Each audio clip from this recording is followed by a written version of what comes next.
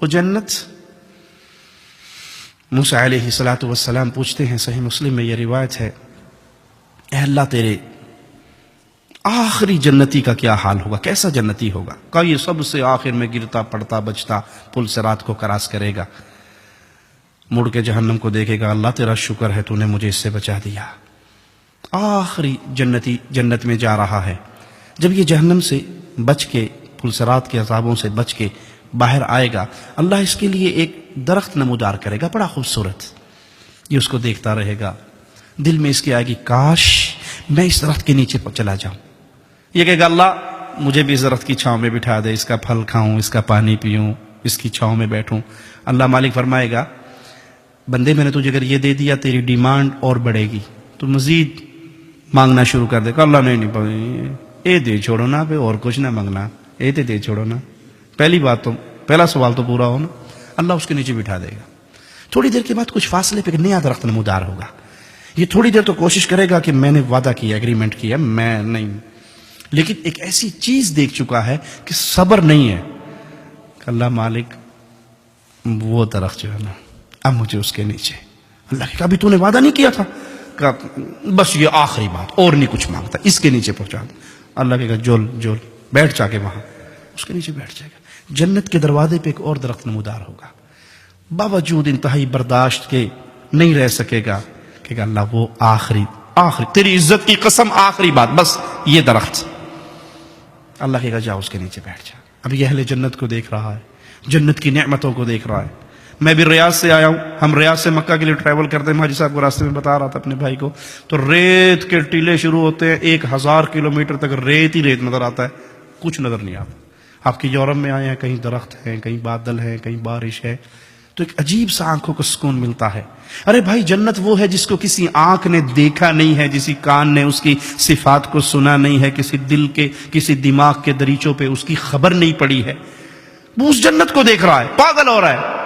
کہ اللہ مجھے جنت دے دے. اللہ کہے گا جا جنت میں.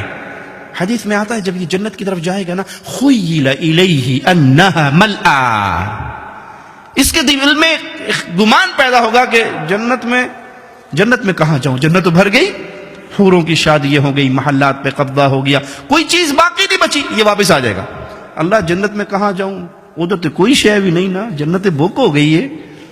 اللہ کہے گا میرے بندے اترضا، کیا تو راضی ہوگا اس بات پہ؟ تیرے لیے اتنی بڑی جنت دوں جتنی بڑی دنیا کے کسی بادشاہ کی پوری اسٹیٹ ہوا کرتی ہے. اللہ راضی ہوں. مالک فرمائے گا یہ جنت تیرے لیے، ومثل ذلک ومثل ذلک، ایک اور جنت، ایک اور جنت، ایک اور جنت، ایک اور جنت، 5 جنتیں تیری. کہ اللہ میں راضی ہو گیا. کہ اس طرح کی 10 جنتیں میں تجھے اور دیتا ہوں. کہ اللہ میں راضی ہو گیا. اللہ کی طرح مانگ، کیا مانگتا ہے، ڈیمانڈ کر. اب اتنی بڑی جنتیں تو مل گئی نا، اب یہ اپنے دل میں اللہ یہ بھی دے دے، یہ بھی دے دے، یہ بھی دے دے، یہ بھی دے دے، مانگتا شروع ہو جائے گا. اس کی زبان خشک ہو جائے گی، تمنائیں ختم ہو جائیں گی. اللہ اس کو اپنی نعمتیں یاد کروائے گا. اولا تريد كذا سل مني عبدي كذا، بندے یہ مانگ لے، بندے یہ مانگ لے، تجھے وہ نعمت نہیں چاہیے، اللہ ہاں یہ بھی دے دے، یہ بھی دے دے، یہ بھی دے دے. سبحان اللہ. اس رحمان اور رحیم مولا کو چھوڑ کے غیروں کے در پہ گرنے والوں، تمہاری عقل کہاں فوت ہو گئی. موسیٰ علیہ السلام کہنے لگے اللہ یہ آخری جنتی ہے. کہاں یہ میرا آخری جنتی. کہا جو سب سے پہلا اور اعلیٰ جنتی ہے اس کا کیا حال ہے؟ کہا وہ تو وہ جنتی ہے، اس کو میں نے وہ کچھ دینا ہے جس کا تصور کسی دل دماغ پہ نہیں آیا، جس کو کسی آنکھ نے دیکھا نہیں ہے، جس کو کسی کان نے سنا نہیں ہے. اتنا رحمان اللہ، اتنا رحیم اللہ، اتنی محبت کرنے والا اللہ، اتنا زیادہ انعام دینے والا اللہ، وہ اس جنت میں آنے کے لیے شرط لگا رہا ہے. بندے یہ جنت تجھے ملے گی، شرط کیا ہے؟